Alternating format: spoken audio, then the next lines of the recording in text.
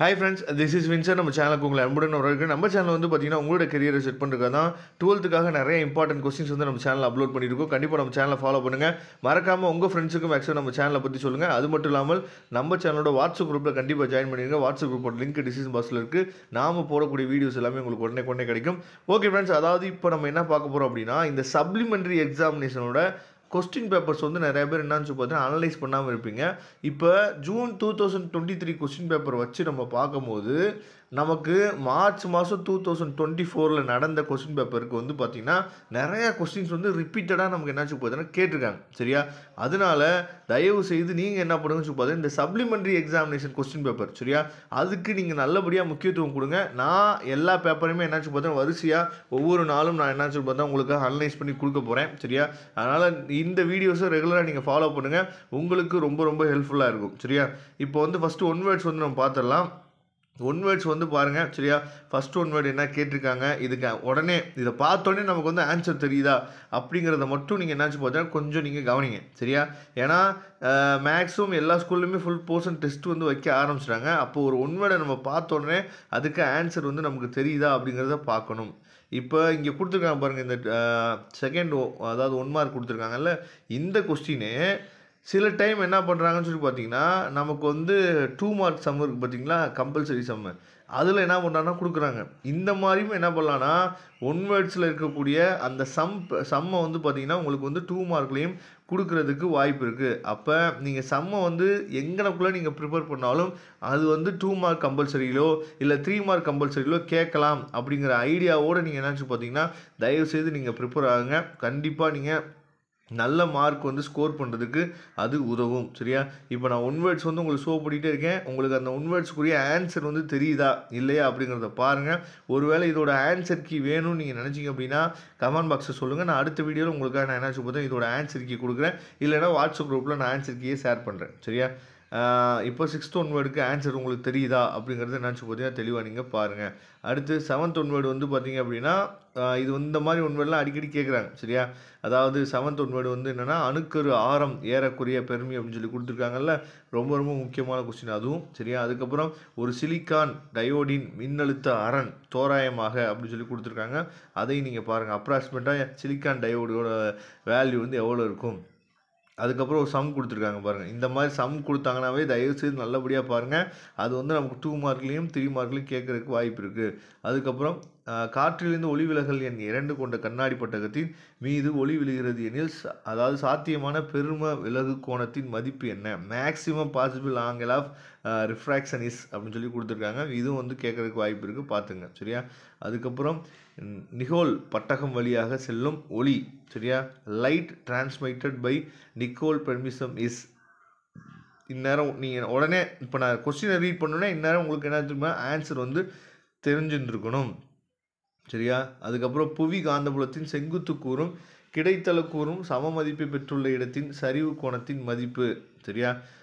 அதை பார்த்துங்க. அதுக்கு ஆன்சர் தெரியுதான்னு பாருங்கள். அதுக்கப்புறம் எந்திரனியல் துறையில் பயன்படுத்தப்படும் பொருள்கள் என்னென்ன. சரியா? The materials used in robotics are அப்படின்னு சொல்லி கொடுத்துருக்காங்க. அதுக்கப்புறம் ஒரு சம் மாதிரி கொடுத்துருக்காங்க. சரியா? ஒரு உலோக பரப்பின் பயன் தொடக்க நீளம், சரியா, என்னன்னு சொல்லிட்டுருக்காங்க, அலை நீளம். சரியா?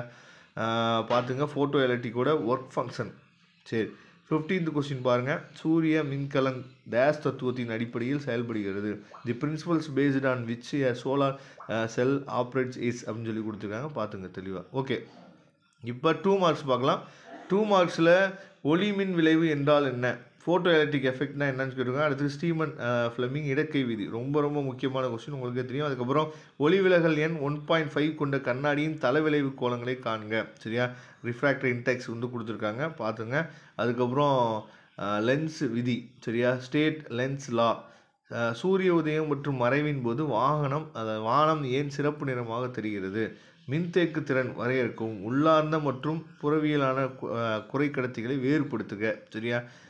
23வது கொஸ்டின் வந்து பாருங்கள். ஒரு கடத்தி வழியே 32 ஆம்பியர் மின்னோட்டம் பாயும் போது ஒரு வினாடியில் கடத்தியில் பாயும் எலக்ட்ரான்களின் எண்ணிக்கையை காண்க. சரியா? அதை பார்த்துங்க. அடுத்து 24வது கொஸ்டின், ஹைட்ரஜன் அணுவின் 5வது சுற்றுப்பாதையின் ஆரம் 13.25 ஏ எனில் 5வது சுற்றுப்பாதையுள்ள எலக்ட்ரானின் அலைநீளத்தை கணக்கிடுக. எலக்ட்ரான் ஆர்பிட்டிங் சரியா லைன் நம்ம வந்து பார்க்கணும். அது வந்து கம்பல்சரி கொஸ்டின், அதை பார்த்துங்க. அடுத்து 33வது கொஸ்டின் கம்பல்சரி கொஸ்டின். இங்கே மின்னழுத்தமானியின் தத்துவத்தை கூறி அதை விளக்குக. ரொம்ப ஈஸியான கொஸ்டின். அதுக்கப்புறம் இப்போ ஒரு சம் வந்து கொடுத்துருக்காங்க, செறிவுகளின் விகிதத்தை காண்க சரியா. அதை தெளிவாக நீங்கள் பார்த்துங்க. நமக்கு இந்த பப்ளிக் எக்ஸாமில் கேட்கறதுக்கு வாய்ப்புகள் இருக்குது. மின்மாற்றியில் ஏற்படும் பல்வேறு ஆற்றல் இழப்புகளை விளக்குக சரியா. லாசஸ் இன் டிரான்ஸ்ஃபார்மர். அதுக்கப்புறம் ப்ரூஸ்டர் விதியை கூறி அதனை நிரூபிக்கவும் சரியா. ரொம்ப ரொம்ப முக்கியமான கொஸ்டின். அதுக்கப்புறம் ஒரு சம் வந்து கேட்டிருக்காங்க, தெளிவாக நீங்கள் பார்த்துங்க சரியா. அதாவது மின் பாயம் என்றால் என்ன அதை கேட்டிருக்காங்க, அதை தெளிவாக நீங்கள் பார்த்துங்க சரியா. அதுக்கப்புறம் 30வது கொஸ்டின் வந்து பார்த்தோம் அப்படின்னா ஆல்ஃபா சிதைவு நிகழ்வுகளை எடுத்துக்காட்டுடன் விளக்குக. மேக்ஸ்வெல் சமன்பாடுகளை தொகை மற்றும் நுண்கணித வடிவில் எழுதுக. ரொம்ப ரொம்ப ஈஸியான கொஸ்டின், ரொம்ப ரொம்ப முக்கியமான கொஸ்டின் கூட. அதுக்கப்புறம் அதிர்வெண் பண்பேற்றத்தின் நன்மை மற்றும் தீமைகளை வரிசைப்படுத்துக சரியா. Very very important question. Next வந்து பார்த்தீங்கன்னா 33வது கொஸ்டின் பாருங்கள். இதுதான் கம்பல்சரி கொஸ்டின். கம்பல்சரி சம் வந்து என்ன கேட்டிருக்காங்க, மின்னோட்டத்தை கணக்கிடுங்கன்னு சொல்லி கொடுத்துருக்காங்க சரியா. அப்போ இந்த சம் கேட்டால் நீங்கள் எழுதுவீங்களா இல்லையா அப்படிங்கிறத ஜஸ்ட் கொஞ்சம் அனலைஸ் பண்ணி பார்த்துங்க. அடுத்து 5 மார்க்ஸ் பார்க்கலாம். 5 மார்க்ஸ் வந்து பார்த்திங்கன்னா உட்கவர் நிறமாலை என்றால் என்ன, அதன் வகைகளை விளக்குக சரியா. கதிரேற்க சிதைவு விதியினை தருக சரியா.